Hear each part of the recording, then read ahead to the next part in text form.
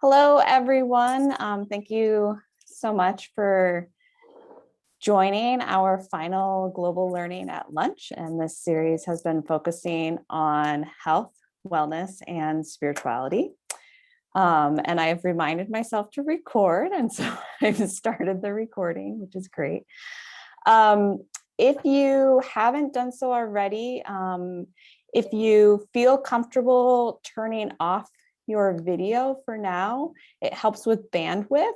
So, but when we get into Q&A, if you want to turn it back on, please do so. So if you wouldn't mind at this point shutting video off and turning mic off at this point, it does help sometime with recording and bandwidth. So that I really appreciate that. I am going to, in the chat, let me admit a few folks here. In the chat, I'm going to share a handout. So if you want to, we'll give that a few minutes just to download. If you want to follow along with the handout, that would be great. So I just shared a file for everyone that will follow our conversation. There's lots of images. That would be great. So let one more person in, and I'll be sharing the handout throughout the day, throughout our next hour together as well. So this is our final Global Learning at Lunch. If you wanted to look at any of the other series, they're all available on SEC's Global Ed website. All of the recordings are available there. Today, we're looking at health and wellness in Hindu traditions, and I am very honored to have Dr. Jitender Diogun from UNL. He's a professor in computer science, but as we were speaking, even though he is a scientist, he's a philosopher. And so we're very, very grateful to have you with us. So just to start, thank you very much for joining us at SCC. So in the chat, I've included a handout. And if you want to look at that handout, if you're able to open that up on your computer, one thing that we've been doing with this series is really encouraging the idea of building inclusivity by recognizing diversity. That's so important. And I've included a variety of maps for you to look at.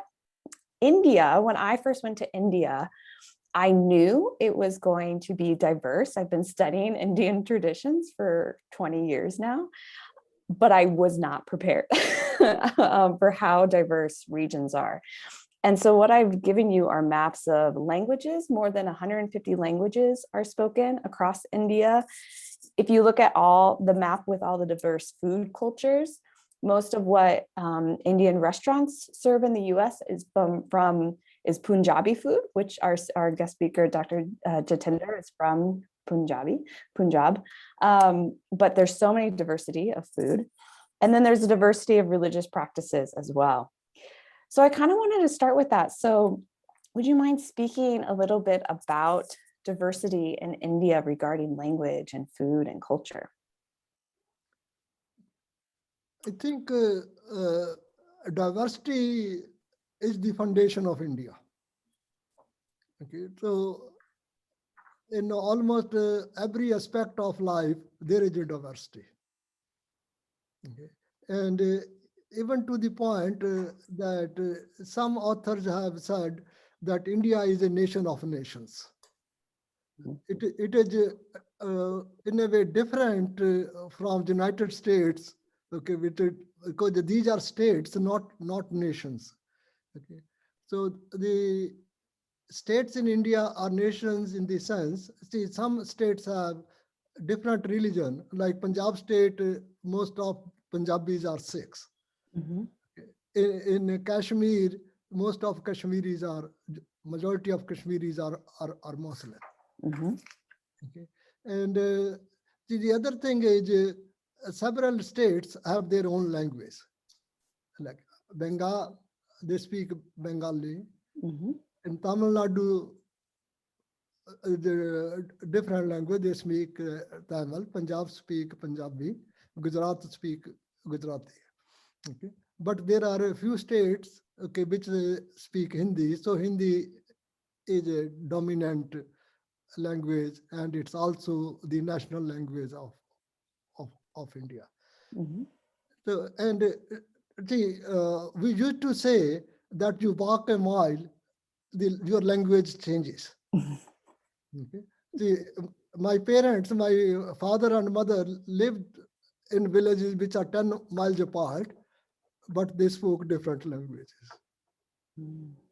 And then they moved to a city near their villages, so where they lived, and I spoke a different language than my parents. Okay. And, my wife comes from almost central India. It's okay, and she spoke a different language. She, in fact, in her state, Hindi is the major language, but she came from a southern part of that state, which is called Bundelkhand. So she spoke Bundelkhandi, Mm. so which is a different language. Mhm. Mhm. So, but however, I think television and social media, I don't know, they are probably destroying this Mhm. diversity. So, Sure, sure. And when and I was in India, so many that people then wanted to speak English because that became, because of this diversity of language. yeah, It see, seems like English, that. because the British ruled India for 200 years. Mhm. So almost at that time, like English was a national language, at least Mhm. the language of the government. Mhm. And then, so Indian used British English, Mhm. okay? But then the relationship with the United States improved, and a lot of people want to come to United States. So now that British English has changed to American English. So there is evolution there. Mhm. Mhm. Yeah. Yeah. So if you're joining us, I have the pleasure of talking to Dr. Jitender Deogan, who is a professor at UNL. And if you have the handout, I provided some maps on the first page showing the diversity of India. India is unlike any nation I have ever been because, as Dr. Jitender was talking about, it is every mile people speak different languages and dress is different and food is different. So before folks got on, I was telling Jitender that my time in India has been in the South, which is very spicy food, because the idea is that if it hot places, food is spicier because then you sweat and you cool down. But you come from the North, which is from Punjab, which a lot of our food is Punjabi food. Can you talk a little bit about markers of Punjab food, of Punjabi food?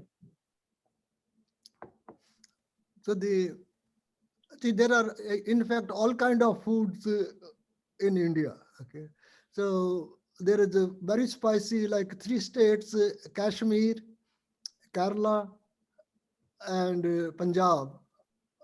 These three states eat most spicy and Mm. hot food. Kashmir is probably number one, Kerala number two, Punjab is number three. Then sweet dishes are famous from Bengal. Mm. Mhm. And then you go to Gujarat, they add sugar to every dish, even spicy dish there. And then like northern India, Punjab, and other nearby states, the staple is whole wheat and rolled bread, which we call roti. Mm. Mhm. But southern India, the staple is rice. So they most of the time they eat rice. Mhm. But Mhm. the Indian food you get in Lincoln or in other states here, okay, that has a little bit changed, but mostly it is either Punjabi food or South Indian food. Mhm. Mhm. Yeah. So that is those kind of dishes are served in the restaurants. Mhm. Mhm. Yeah. So if you're on the handout, we're kind of getting to some of the images. So India, you have to show images to really convey Indian traditions. And I wanted Jitendra to talk a little bit about this diversity, because it's the backdrop of understanding Hindu traditions and understanding all religious traditions in India, that they are vastly diverse. So the image that you see at the top of page 2 in your handout is a ceremony, and that's practiced by Indian Muslims. And it's a ceremony that is kind of the Indian Muslim equivalent of a ceremony from Hinduism, in which the bride and groom, before marriage, there's turmeric that is put together with rose water and painted for protection, for health and wellness. And so I was wondering, Dr. Jitendra, could you talk a little bit, can you think of other examples of blending of traditions or cultures? See, we have to understand it this way, that Hinduism has been dominant religion of India. Okay, and when Muslims came to India, okay, there was a conversion of Hindus to Islam, and that conversion was not like today you are Hindu, tomorrow you become Muslim. So there was a evolution. Okay, you give up some Hindu traditions and pick up some Muslim traditions. Okay, so and that has continued. So many Muslim families, even in Pakistan, we know many Pakistani families in Lincoln, they still follow some cultural traditions. Like even Muslims from Pakistan wear sari. Because they used to wear sari in India, they still.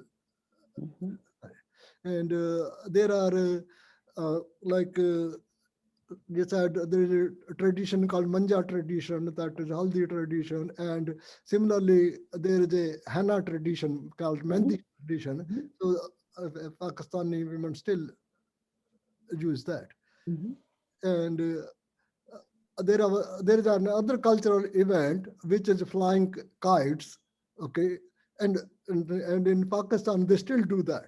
I mean that is an Indian tradition. I don't know. We cannot call it Hindu tradition because it's not a religious tradition, but it's a cultural tradition. But it is still followed. Yeah, what you're getting at is what a lot of times Westerners really don't like. Westerners like things to be these tight boxes of things of this is Hinduism, this is Islam, this is Sikhism, but that doesn't work in India. Things are very fluid. Exactly.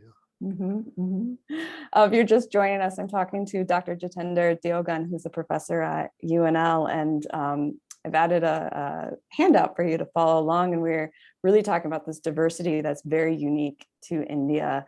You really don't see it like India and anywhere else, and this blending of traditions. And this sets us really into understanding Hinduism and the diversity within Hindu traditions. And so I wanted us to talk a little bit about Brahman, the notion of the supreme deity of God. And so there's one notion in texts, a lot of philosophical texts in Hinduism, that Brahman is a supreme cosmic spirit that is completely transcendent, meaning beyond human understanding. And one metaphor I give you on that handout is kind of like if you imagine the sun, kind of like solar energy, right? It's there, but you can't touch it or you can't taste it. Can you talk a little bit about Brahman as this cosmic spirit? Okay, see, to understand Brahman, we have to understand one concept. Okay, that is there is a continuity from matter to energy. Okay, the science says that the Einstein's theory already has shown that matter can be converted to energy, and energy can be converted to matter. So it is a similar kind of continuum defined in Hinduism, that from the material manifestation, okay, which we see, or we can hear, or even we can think, okay, that is all empirical world, okay. But from there is a continuity into spiritual world. Mhm. So on the one end of this spectrum, there is a material world. On the other end is the pure consciousness, which is bliss. Okay. Mhm. And one way to understand that is, okay, so we can look at the basic faculties. We know things, then we understand things, then comes learning, Mhm. and then comes maybe logical thinking, then comes intuitive thinking. Okay, you keep on going, you ultimately reach at consciousness. Mhm. Okay, there is one more thing in India which is different from Western religions is that the concept of revelation. Mhm. Okay, so Indian concept of or Hindu concept of revelation is not that God talks to you, you can talk to God. It is you go in a samadhi, okay, where you leave all the materialism behind. Okay, when you are free of all the materialistic properties, but you can think or see or conceive, that is called Brahman. Mhm. Mhm. Mhm.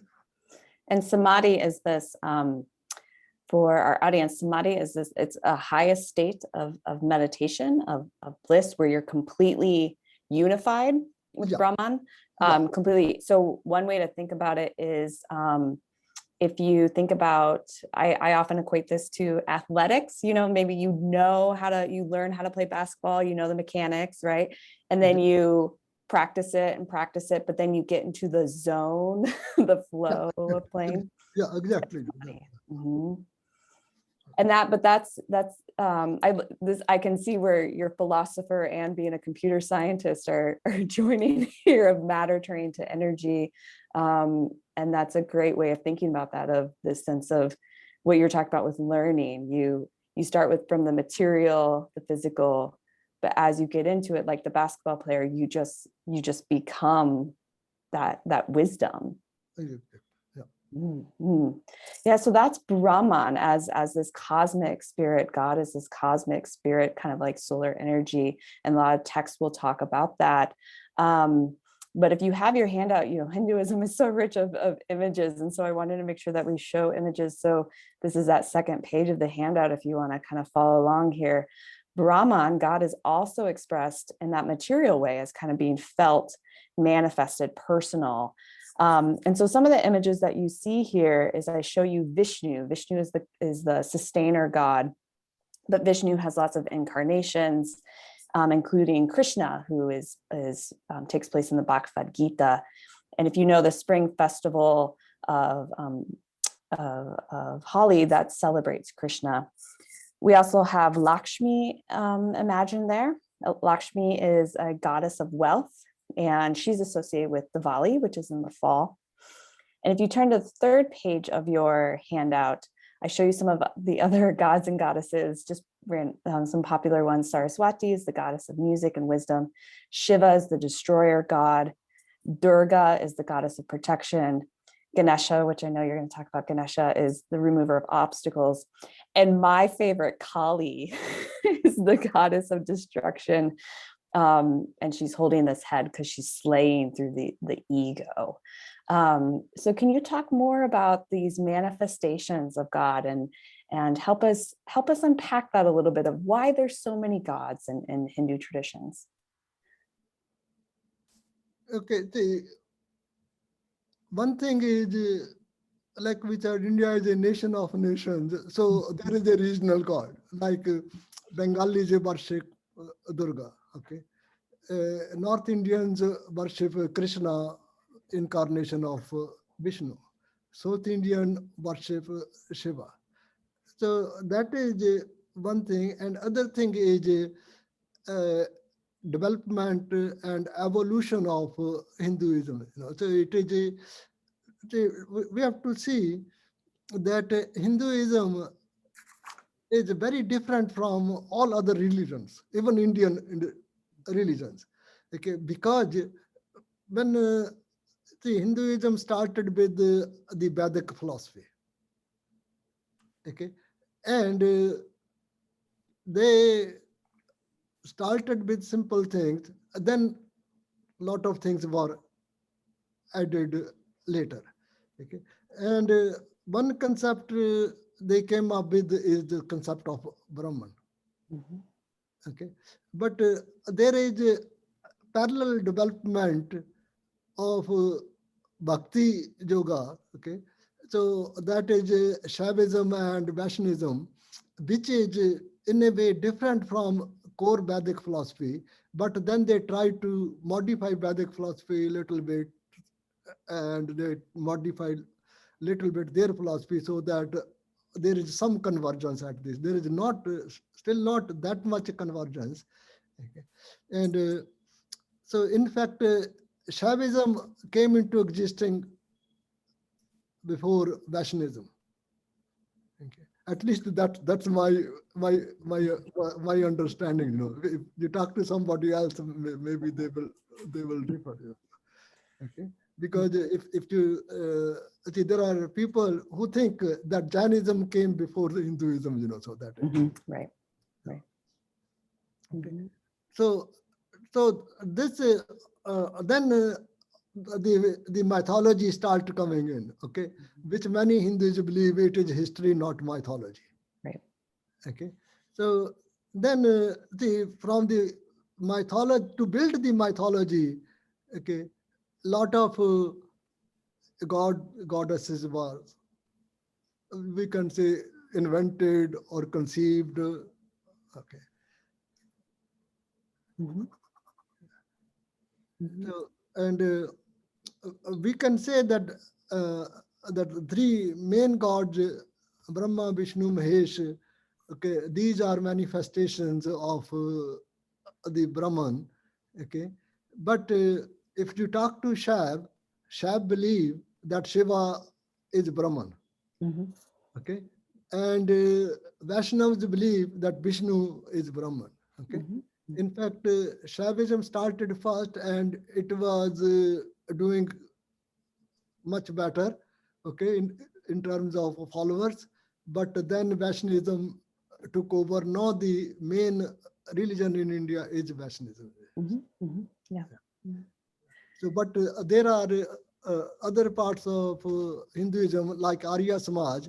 They don't believe in any gods, goddesses. They only believe in in Brahman. Mhm. Mhm. Mhm. Yeah. And then Durga, okay, the main Devi was created as a symbol of power. Okay, Mhm. okay. So and then there are incarnations of Durga, which becomes several Devis. Okay, then there are incarnations of Vishnu. Okay, see, in fact, Vishnu is not worshipped as much as his As incarnation Krishna is worshipped. In the northern part of India, Krishna is is worshipped. Mhm. Mhm. Mhm. So I have a couple of follow-up questions, and then I'll ask you to tell the Ganesha story.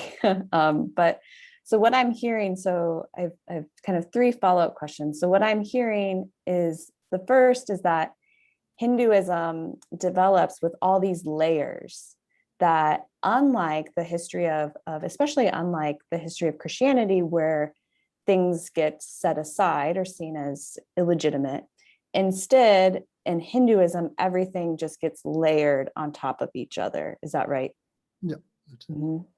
Um, and so then what folks should know is that with that layering, then there's a lot of texts. So there's the ancient Vedas, and then but then these discussions, it sounds like the myths, the mythology, the stories of the gods are layered on top of those. Is that right?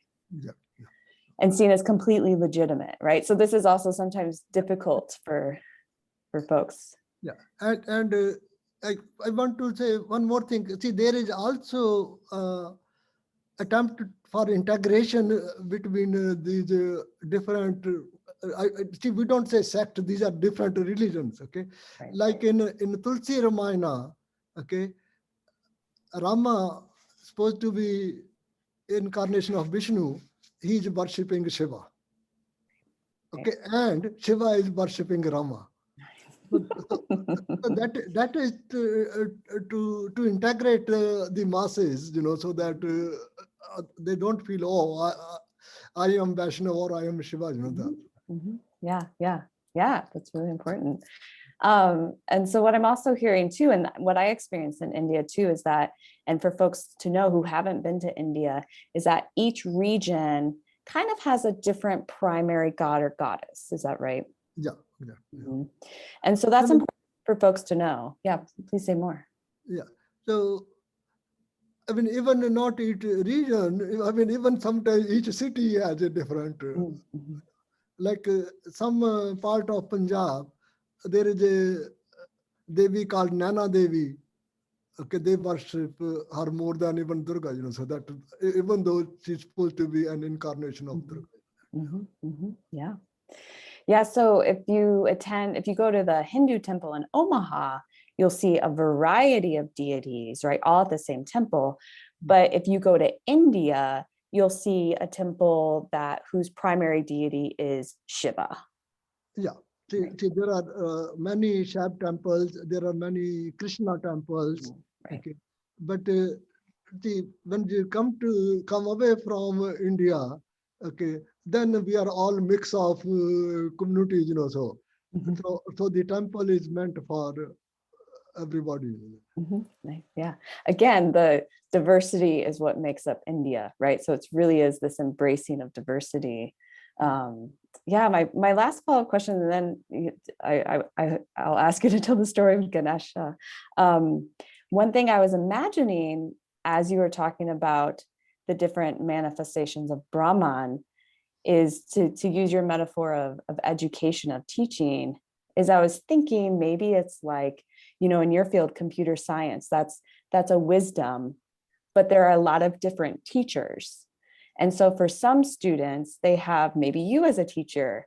And so computer science taught by you looks a particular way. But maybe I'm the computer science teacher. And so taught by me, it looks a different way. Is that an okay metaphor for thinking about these various gods and goddesses?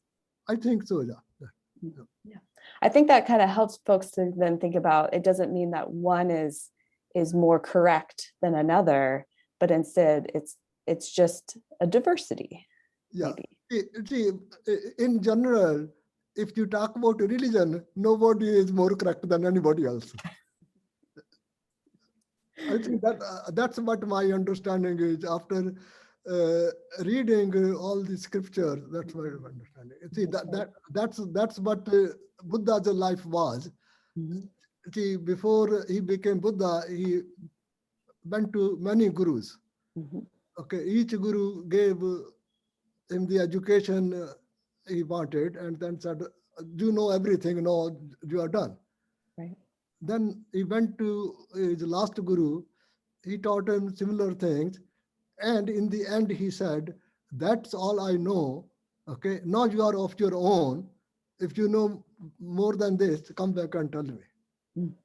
At that incident turned his life, and he went into meditation and figured out things. Mhm. Mhm. Mhm. Yeah.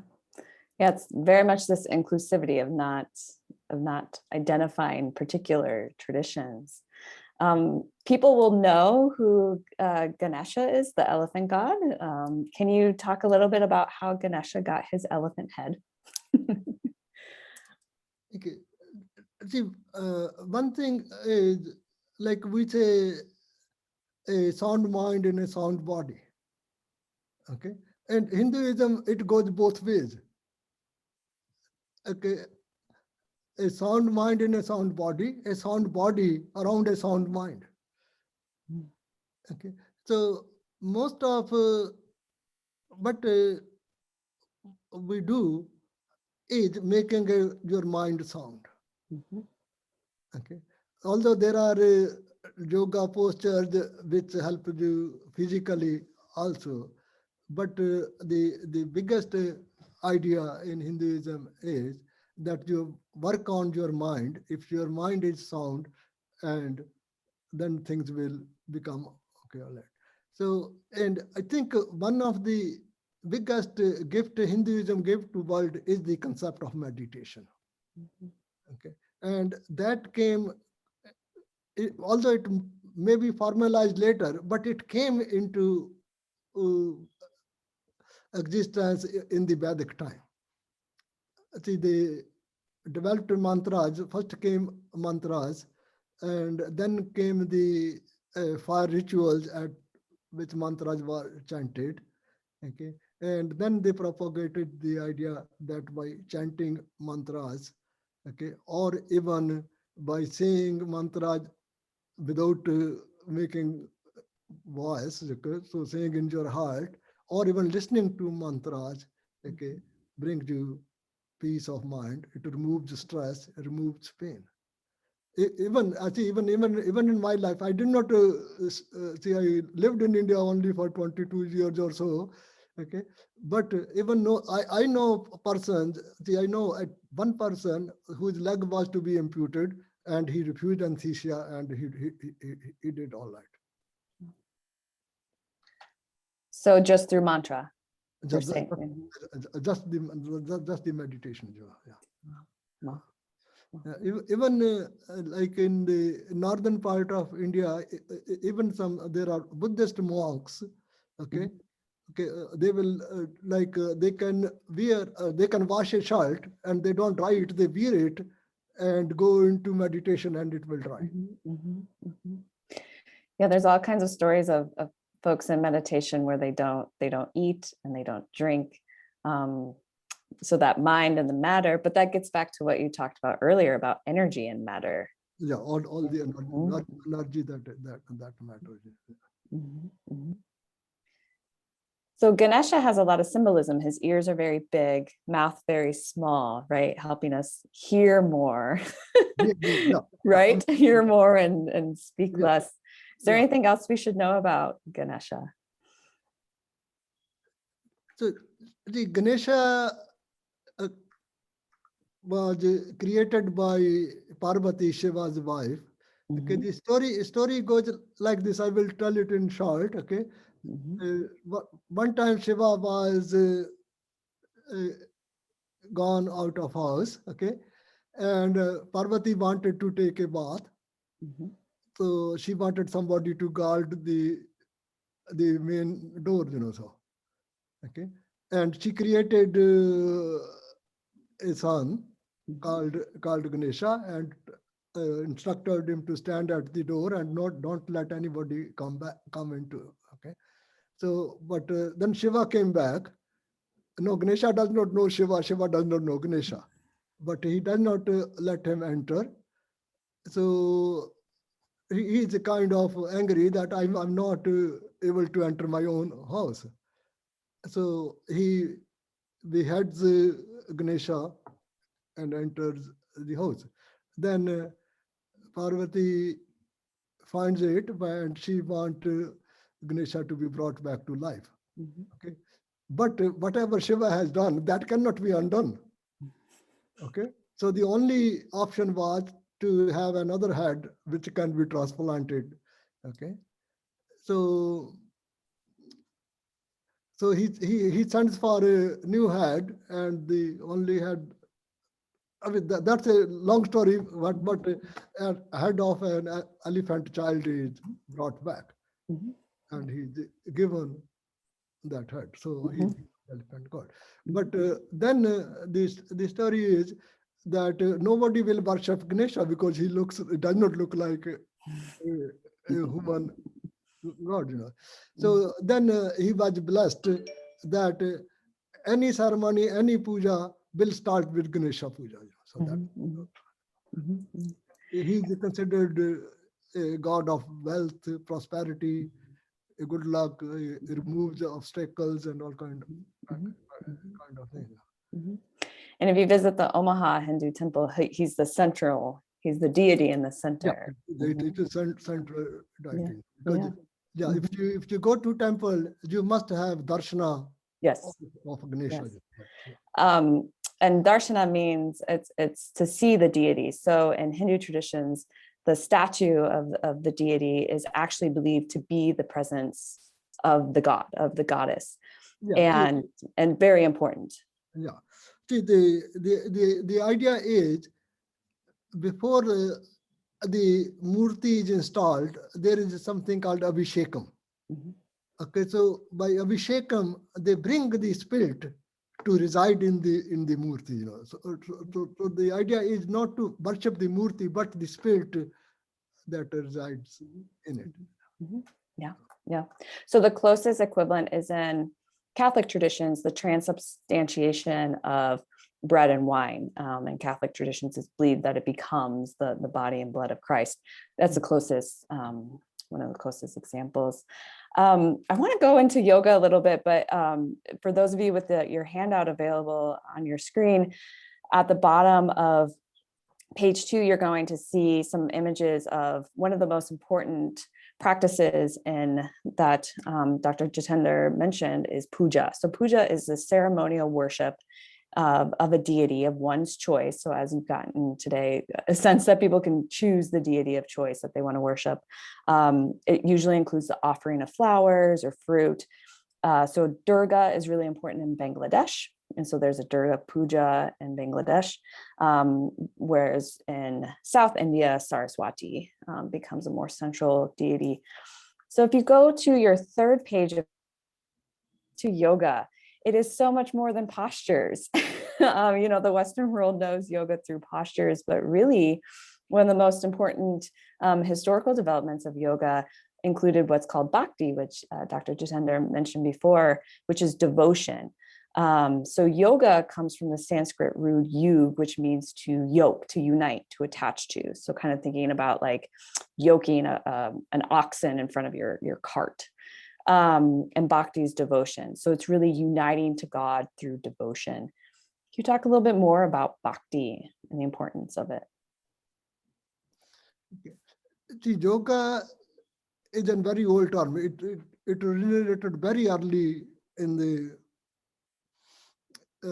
Vedic literature. Okay? So, and the yoga, we understand, like Westerns understand, is more like postures, Right. which came much later. So, in a way, yoga is the entire Hindu religion because yoga means how you unite with the Lord, how you realize the Lord. Okay? So, in Gita, the Bhagavad Gita, okay, there is a summary of entire Hindu religion. Okay, it divides yoga into 3 types: okay, Gyan Yoga, Karma Yoga, and Bhakti Yoga. Okay, Gyan Yoga is reading scriptures, understanding scriptures. Karma Yoga is doing good karma. Good karma is desireless karma. Okay, you do karma, but don't expect any outcome of karma. Okay, so it should be desireless karma. Then is the bhakti yoga. Bhakti means a devotion, but I think it's much more than devotion. It's not. The terms are not equivalent. Okay, but the Hindu scriptures very clearly says that bhakti yoga is supreme. Okay, so in Narada Bhakti Sutra and Shandilya Bhakti Sutra, it is very clearly said Bhakti Rev Grisi, that Bhakti Yoga is the supreme. Not only that, most Hindu thinkers agree that does not matter you start with Gyan Yoga or Karma Yoga or any other kind of worship, it has to evolve into Bhakti Yoga before you can realize the supreme Brahman. Mhm. Yeah. Yeah. So on that third page of your handout at the bottom, you see the two words hatha yoga. Hatha means postures, physical postures. And as a Buddhist studies scholar, I encountered hatha yoga because I was you know, researching the forest dwellers during the Buddhist time. And so you have ancient origins of hatha yoga, but what Westerners know is hatha is very, very new. And if you want any resources on that, please let me know. It's within the past 100 years. It's very new. But what I'm hearing from you is that really within Hindu traditions, bhakti yoga, and this is probably something that would surprise folks, is that when people are talking about yoga, it sounds like what they're talking about is bhakti yoga as a supreme path. Is that true? Yeah. Okay. See, we have to understand the term hatha yoga. See, hatha means control, but it's more than control. It is like a stubbornness. Mm-hmm.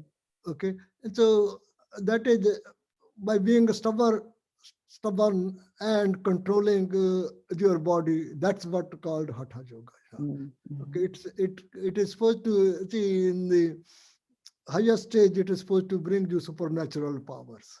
Mm-hmm. Okay, that's why you will see that yogis are flying, Mm-hmm. or they can rise up in the air, or walk on the water. So that kind of. The Hatha Yoga was very popular like 500-600 years ago. Mm-hmm. Mm-hmm. Okay, but then it came down a little bit. Okay, one problem is several bhakti yoga people believe that Hatha Yoga does not promote bhakti, because for bhakti you have to give stubbornness. You cannot be in control. You have to let the control go. However, on the other side, I mean, it has been scientifically proven that postures have good impact on physical health. Okay, Mm-hmm. and it also gives you some mental control. Like it improves your focus, Mm-hmm. okay, and improves your concentration. So that way it can help in bhakti yoga, but Mm-hmm. it cannot replace bhakti yoga. Although the yogic philosophy, they claimed that you can attain Brahman with only hatha yoga. Mm-hmm. Mm-hmm. Interesting.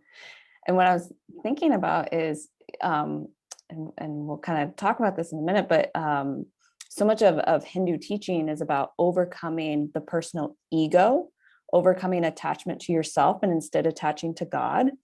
And if you're not careful with hatha yoga, you might become attached to yourself, right? Because you'll think, oh, I look so good, I look so fit. No, that's what happened, because the claim of attaining supernatural powers brings back the ego. Mhm.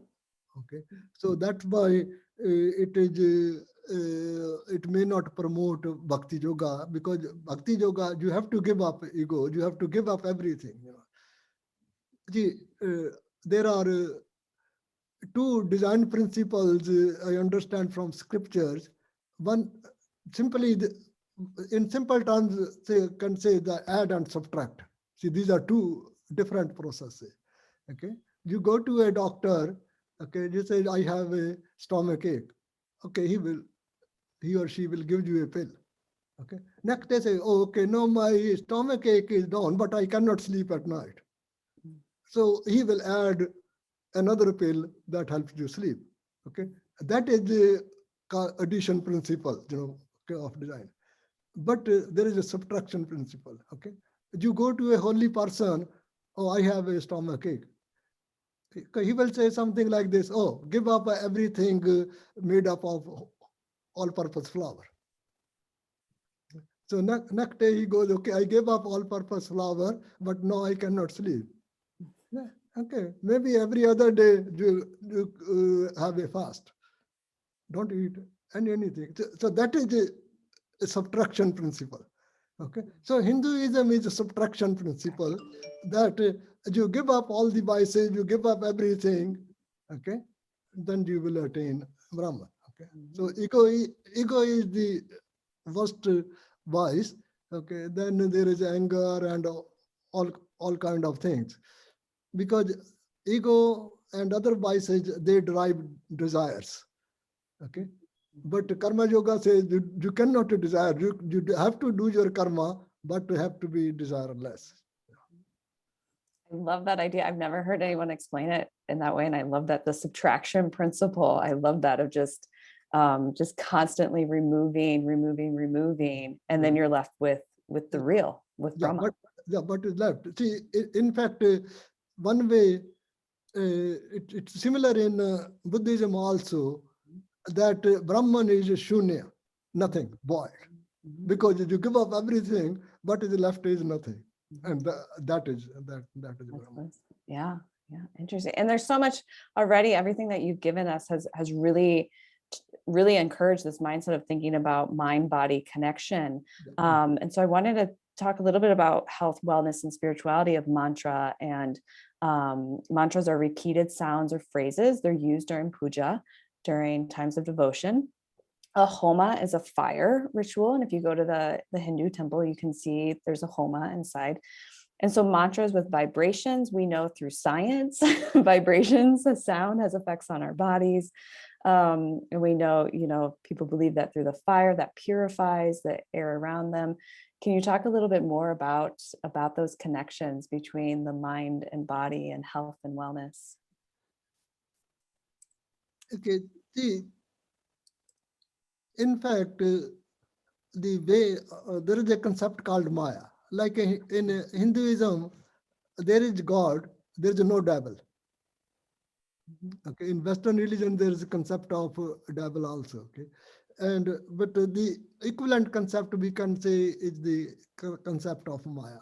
Okay, Maya is illusion of duality. That is, we are different from the God. We are different from Brahman. So we have to realize that we are not different from Brahman. In fact, Brahman is inside us. We have to realize that's one way is called self-realization, that we have to realize that God is inside us. And not only that, we have to develop the virtues of being a God. Okay. And other thing is in Chandogya Upanishad, see, there is a mantra which says,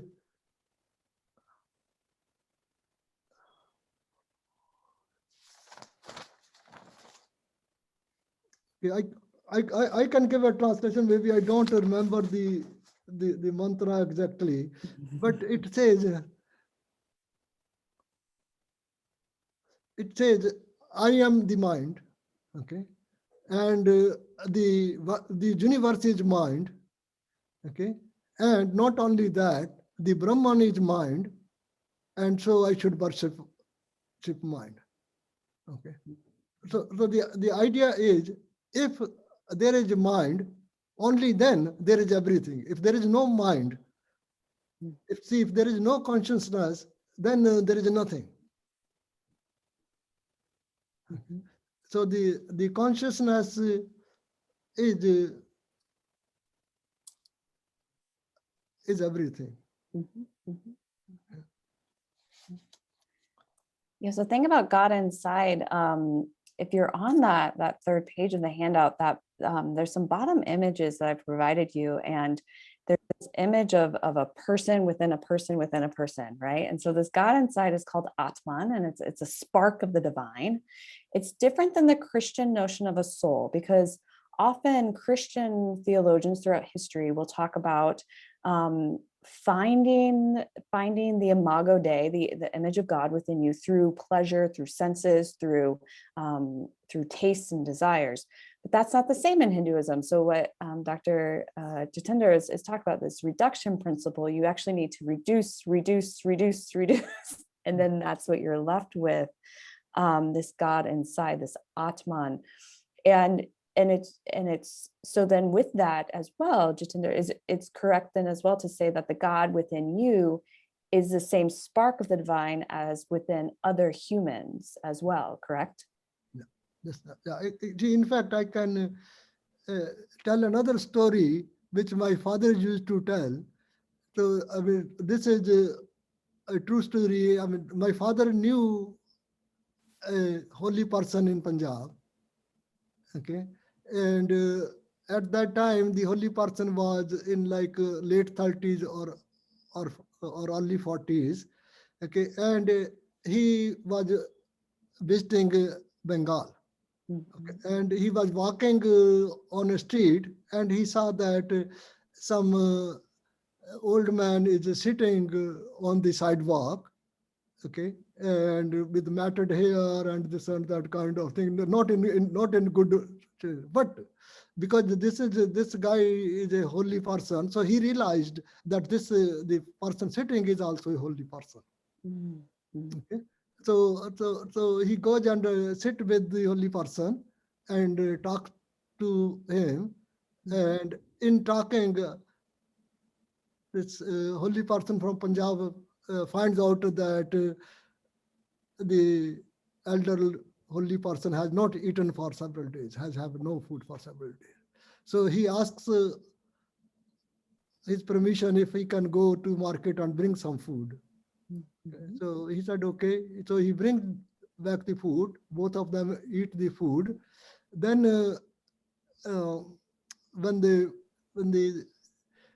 younger holy person want to leave, he says, oh, here are few dollars for your food for the next week. You know what the elder person said? What do you say? He said, don't you know that the God who sent me food today, he is capable of sending me tomorrow? So he did not accept the money. Okay. And I was very young when my father told me the story, and this is the deduction principle. You don't hope for anything, you don't collect anything. Okay. And then the Punjabi holy person thought that he still have a lot of things to learn. Interesting. Yeah, interesting. Yeah, so this is getting to this sense of Hinduism believes in rebirth, and that constantly being reborn as long as you're attaching to these kind of identities, the personality, the ego, and then moksha, supreme bliss or liberation, occurs after someone has reduced those. If you have questions, we're getting kind of toward the end of our time. If you have any questions, please put them in the chat, and I'll look at some ongoing resources here. So we'll get to these questions in just a minute. I wanted to, in case anybody has to head out early, I did want to give you a sense of some more information. So if you, in the fourth page of your handout, I've listed Indian traditions in Southeast Nebraska. So you can look up Sikhism, please do. Sikhism is a perfect idea of blending of traditions. The Hindu community in Nebraska dates back to the 1970s. Jainism, we don't have a Jain temple in Nebraska, but the Young Jains of America has a Midwest region. If you want to look into Ayurveda, please come talk to me. I've taught an entire course on Ayurveda in the past, so on holistic medicine. It's an ancient holistic medicinal treatment from India, but I give you some information there.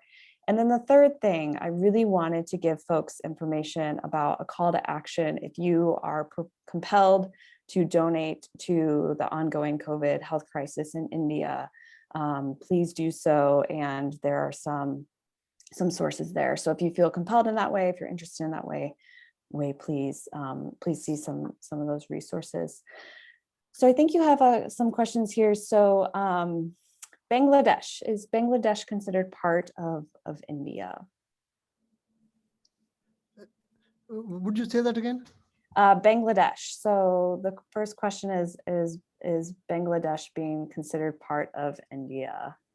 And I can also take this question, but but I think it's for you.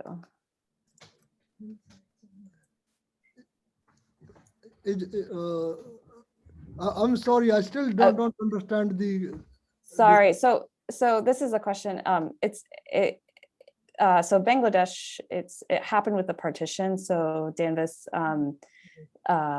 it happens with the partition of India in 1947.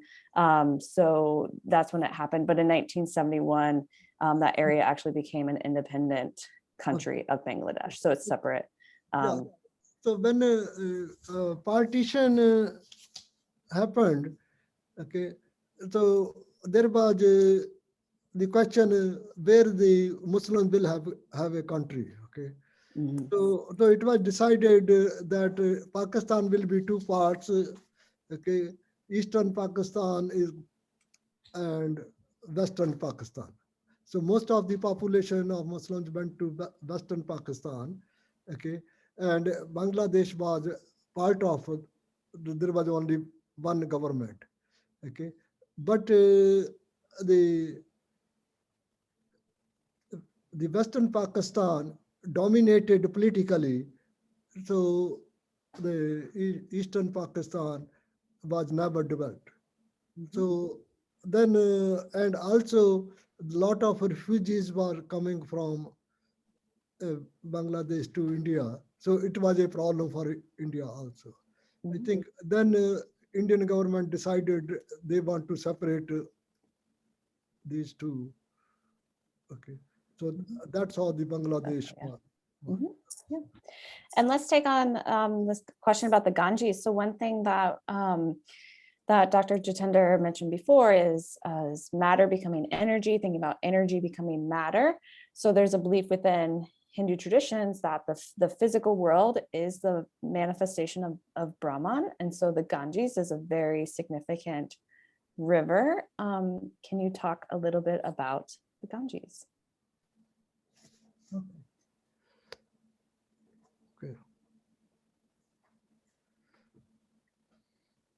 Okay. Okay. So let's talk about Ganges or Ganga River. You know that. Okay.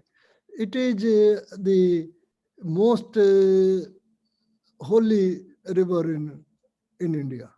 Okay, and the mythological belief is that the Ganga was brought from heaven to India, and so then the question was how it can be done, because if it falls to earth from heaven, okay, impact may be dangerous. Okay, so Shiva offered himself, so he took the impact on his head, and then from his head it flowed on the earth. Okay. So and it is there are a lot of beliefs associated with Ganga. Okay, taking a dip in Ganga washes your sins.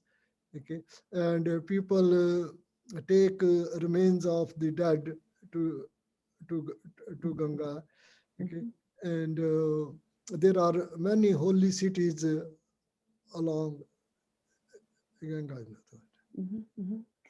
And some of those cities are very famous, and there's places where you take your loved ones to die so that then after cremation, then they go into the river. So for those of you who are joining that are coming from sciences, especially maybe ecology or environmentalism, this is this important intersection of environmentalism, ecology, and religion that is really important.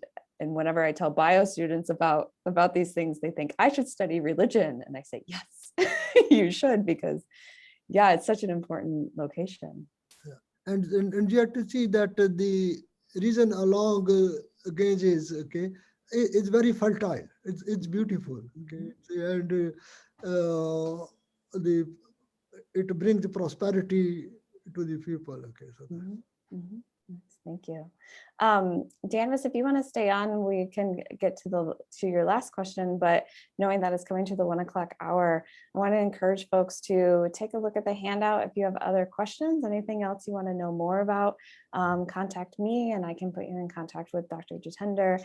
And I just want us to thank you very much for giving us your time today. I really appreciate it. And it's so kind of you to talk to us at SCC. And I hope that this series has helped us all kind of really appreciate diversity and spiritual traditions and understand intersections of the mind and the body that are present within Hindu traditions in order to just build inclusivity. So we'll get to that question and people can feel free to stay on and ask further questions, but I did want to extend my thanks while everyone's here. So thank you very much. Well, I want to thank you for giving me this opportunity to be part of this conversation. And other thing I want to say, see, the religion is a very personal matter. Okay, so if I made a mistake or said anything which somebody does not like, I want to be forgiven. Okay. Well, that's the whole point of this series, right? Is this open conversation and communication. And we just so appreciate your time. Very generous of you.